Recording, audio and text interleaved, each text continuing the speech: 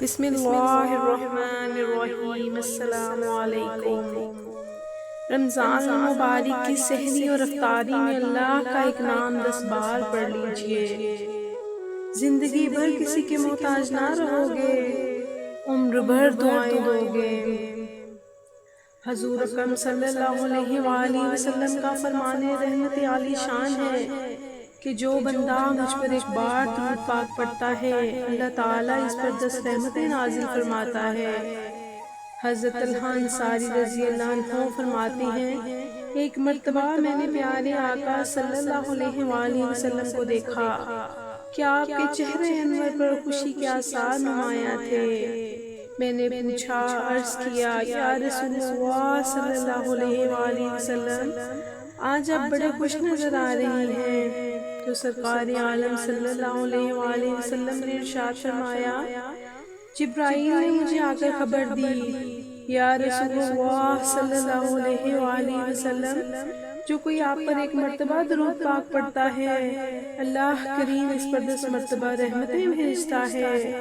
رمضان المبارک کا پیارا مہینہ اور مقدس ترین مہینہ جاری و ساری ہے، اور اس مہینے کی برکتیں لوٹنے کے لیے بھی ہر مومن تیار رہتا ہے، کیونکہ رمضان المبارک میں کچھ اتنی فضیلتیں اور اہمیت حاصل ہے کہ وہ بھی عقل مند سے ڈھکی چھپی نہیں ہیں۔ اور یہی وہ مبارک مہینہ ہے جس کا عاشقان رمضان کو پورا سال انتظار رہتا ہے۔ سحری اور افطاری کی رونقیں دیکھ کر دل باغ باغ ہو جاتا ہے۔ خوش نصیب مسلمان سنت کی ادائیگی کی نیت سے تراویح کی ادائیگی میں مصروف ہو جاتی ہیں۔ راہ خدا میں خرچ کرنے کا جذبہ بڑھ جاتا ہے۔ غریبوں اور مسکینوں کی مالی مدد کی جاتی ہے اور بہت سے نیک کام سر انجام دیے جاتے ہیں۔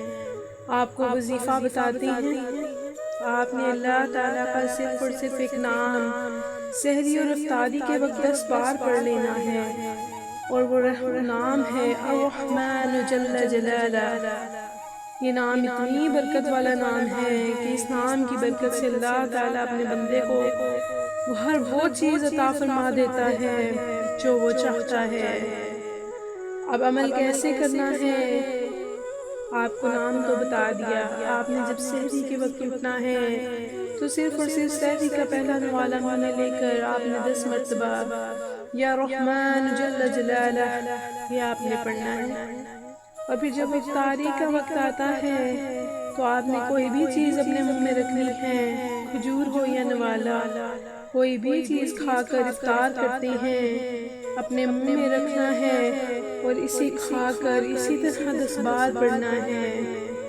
اب جب 3 روزے لگاتار یہ عمل سحری اور افطاری میں کریں گے تو اس عمل کی برکت سے اللہ تعالیٰ آپ کو اتنا نواز دے گا کہ آپ خوش ہو جائیں گے۔ پھر آپ نے کیا کرنا ہے کہ جب 3 روزے گزر جائیں تو چوتھے روزے کو آپ نے افطاری کے وقت ایصال ثواب کرنا ہے، دعا مانگنی ہے۔ پھر دیکھیں کہ اللہ تعالیٰ آپ کی تمام حاجتوں کو پورا کر دے گا، آپ کی تمام محتاجیوں کو دور کر دے گا، آپ کی تمام پریشانیوں کو حل کر دے گا۔